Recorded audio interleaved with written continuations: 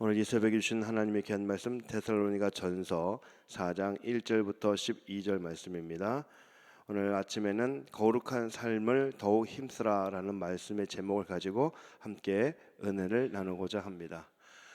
사도 바울이 2차 전도 여행 때 빌립보 교회 다음으로 개척한 교회가 데살로니가 교회입니다. 이 데살로니가에서 바울은 3주밖에 안 되는 굉장히 짧은 기간 동안 사역을 했음에도 불구하고 데살로니가 교회는 믿음 위에 견고하게 서 있었고 또한 지역 가운데 좋은 교회로 소문이 났습니다. 이런 이 데살로니가 교회를 바울은 매우 사랑했습니다. 이 데살로니가 교회를 향한 바울의 마음은 부모가 자식을 향한 마음과 같습니다. 부모님은 그렇죠. 항상 자식을 사랑하기 때문에 좀 더 많은 것을 주고 싶고 좀 더 많은 말을 해주고 싶어 하죠. 저희도 저희 가정에서 우리 아이들을 대할 때 좀 더 이렇게 많은 말을 해주고 싶어 합니다. 특별히 믿음 안에서 잘 자라가게 하기 위해서 여러 가지 말들을 아이들에게 하죠. 때로는 아이들에게 있어서는 이것이 잔소리가 될 수 있겠지만 그러나 부모의 마음은 조금이라도 더 이야기를 많이 해줘서 이 아이가 바른 믿음 안에서 자라기를 원하는 겁니다.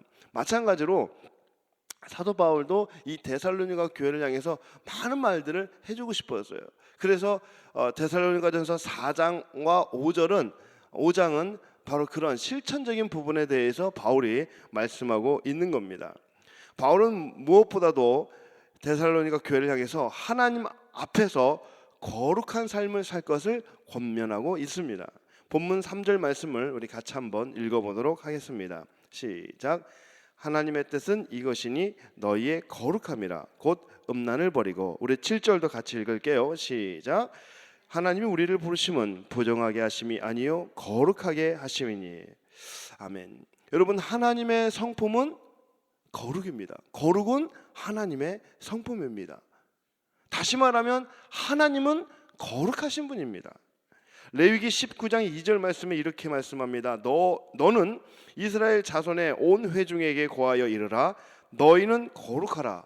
나 여호와 너희 하나님이 거룩함이니라. 하나님은 거룩하신 분이세요. 그러면 거룩이 무슨 뜻일까요? 거룩을 이 성경 원어로 이렇게 보면 구별, 분리, 단절 이런 의미로 사용되고 있습니다. 다시 말해서 하나님은 세상과 구별된 분이시고 하나님은 죄와 단절된 분이시고 하나님은 모든 죄로부터 분리되신 분이시다. 그러므로 우리는 하나님의 자녀이기 때문에 우리 역시도 죄로부터 단절되어야 되고요, 세상과 분리되어야 되고요, 불신자와는 우리가 구별될 수 있어야 합니다. 이런 거룩함을 위해서 사도 바울은 본문 3절에서 뭐라고 이야기합니까? 음란을 버리라 이렇게 얘기합니다. 당시 헬라인들은 성적 범죄를 굉장히 가볍게 여겼습니다. 당시에 남자들은 세 종류의 여인을 거느릴 수 있었다고 합니다. 어떤 여인이냐면 일반적으로는 본처, 자기 아내를 거느릴 수가 있었고, 두 번째는 여자 노예를 거느릴 수가 있었고, 세 번째는 매춘부를 거느릴 수 있었다고 이야기합니다. 이 데살로니가 교회는 이방인들이 대부분 성도의 구성도를 이루고 있기 때문에 이 헬라의 그런 문화들을 그대로 가지고 있어요. 그래서 이 데살로니가 교회 안에 남자들 역시도 지금 이러한 성적 범죄에 대해서 아주 자연스럽게 여깁니다. 남자들이 어떤 성적 만족을 위해서 자기 아내 외에 여러 여자들을 대하는 것에 대해서 별로 그렇게 문제 삼지 않는 그런 분위기였습니다. 그래서 음란을 버리라 이렇게 말씀했던 거고요. 또 성경에서 음란을 버려라 라고 이야기할 때는 단순히 어떤 인간적인 육체적인 그런 성적 범죄만 의미하는 것이 아니라 영적인 부분에서 또 음란을 의미하고 있습니다. 이방 종교들 같은 경우는 종교 의식을 행할 때 단순히 향 꽂아놓고 또 절하고 이런 정도의 제사 의식, 종교 의식을 갖는 것이 아니라 이 종교 의식 가운데 성적 행위를 집어넣는 일들을 많이 했다고 합니다. 그렇기 때문에 단순히 이 본문에서 어떤 부부 관계에 있어서의 성결함, 거룩함을 말하는 것이 아니라 영적인 부분에 있어서 하나님과 나와의 관계에 있어서도 성결함, 거룩함을 가질 것을 권면하고 있습니다. 그러면 왜 우리가 거룩해야 될까요? 여러분, 우리는 본성 자체가 악한 존재입니다. 겉으로 보기에는 좀 우아해 보이고 또 품격 있어 보이지만 우리의 본성은 죄인입니다. 겉으로 보이기에는 좀 우리는 신사적인 것처럼 보이지만, 그러나 인격적인 것처럼 보이지만 우리의 본성 자체는 죄인입니다. 그래서 인간의 이러한 모습을 바울은 로마서 3장 10절에서 이렇게 말씀하고 있습니다. 기록된 바 의인은 없나니 하나도 없으며 깨닫는 자도 없고 하나님을 찾는 자도 없고 다 치우쳐 함께 무익하게 되고 선을 행하는 자가 하나도 없도다, 이렇게 말씀하죠. 여러분, 우리는요 가만히 있으면 영적으로는 또 육적으로도 우리가 죄 가운데 거하고 음란의 자리에 설 수밖에 없는 그런 존재라는 겁니다. 그런 우리를 향해서 하나님께서 말씀하십니다. 너희는 거룩하라. 난 여호와 너희 하나님이 거룩함이니라. 오늘 사도 바울 본문에서 말씀하시죠. 하나님의 뜻은 이것이니 너희의 거룩함이라. 곧 음란을 버리라, 이렇게 말씀합니다. 그러면 어떻게 하면 우리가 거룩해질 수 있을까요? 하나님을 가까이 할 때 거룩해질 수가 있습니다.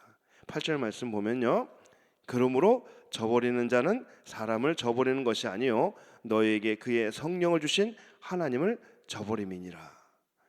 여러분, 하나님을 저버리고 하나님을 멀리하고는 거룩해질 수가 없습니다. 야고보서 4장 8절 말씀에서는 이렇게 말씀합니다. 하나님을 가까이 하라. 그리하면 너희를 가까이 하시리라, 이렇게 얘기하죠.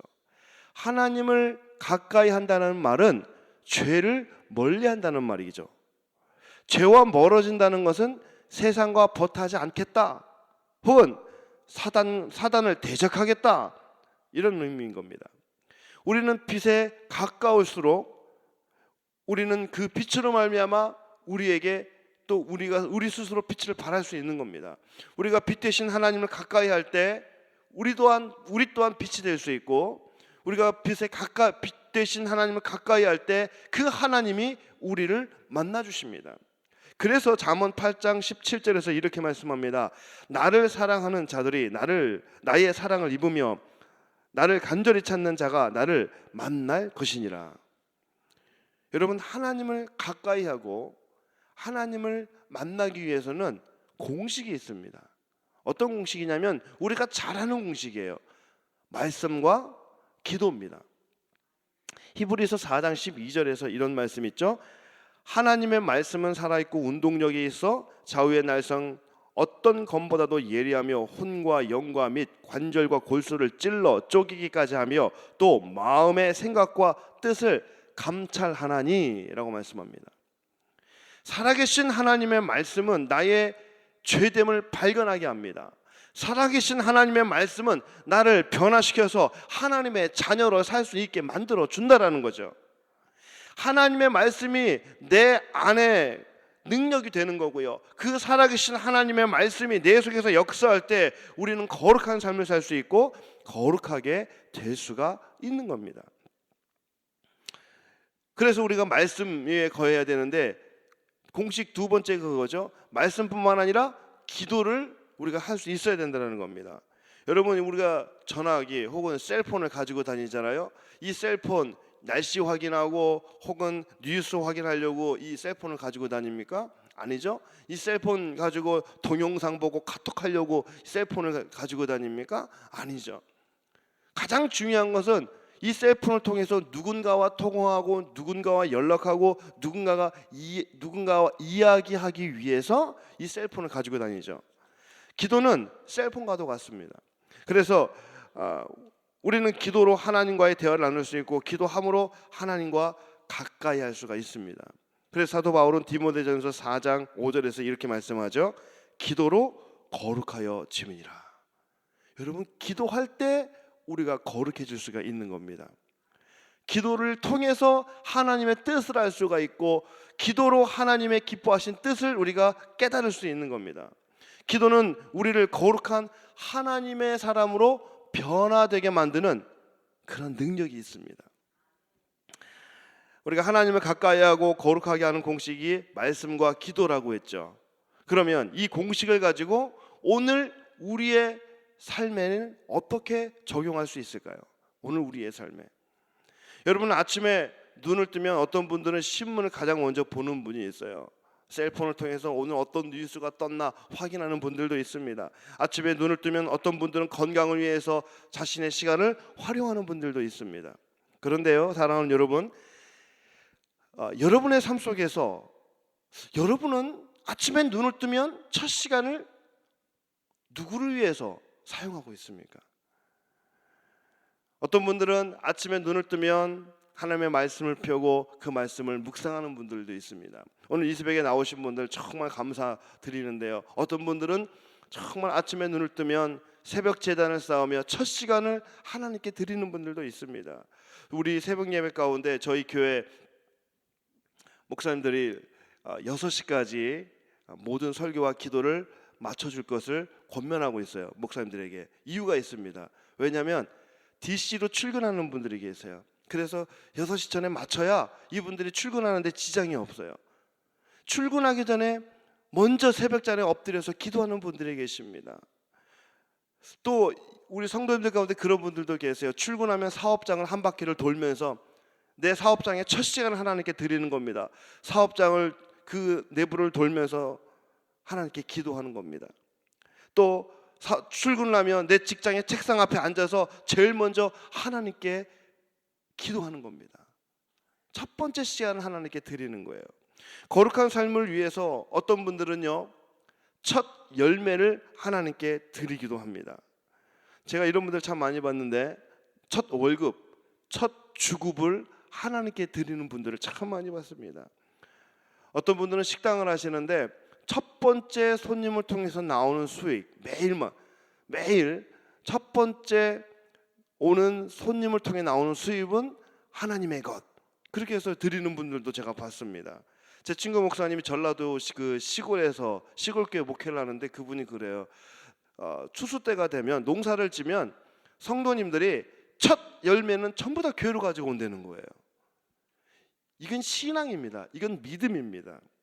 여러분, 첫 열매, 첫 시간을 드리는 신앙은 삶의 우선순위에, 그것의 첫 번째를 하나님께 두는 겁니다. 삶의 우선순위를 하나님께로 두는 거예요. 우리는 급한 것을 먼저 하는 사람이 아니라 중요한 것을 먼저 할 수 있는 사람이 될 수 있기를 바랍니다. 말씀을 맺겠습니다. 사랑하는 성도 여러분, 우리에게 가장 중요한 일은 하나님을 만나는 일이고 하나님을 가까이 하는 일입니다. 그래서 아무리 분주한 일이 있어도 모든 일을 내려놓고 하나님을 만나는 그 중요한 일을 먼저 할 수 있는 저와 여러분이 될 수 있기를 바랍니다. 우리의 하루의 시간, 삶에 있어서 가장 중요한 시간, 첫 번째 시간을 하나님과 교제하는 그런 믿음을 드림으로써 우리가 오늘 하루도 거룩한 사람으로서 거룩한 삶을 살아낼 수 있기를 주의 이름으로 축복합니다.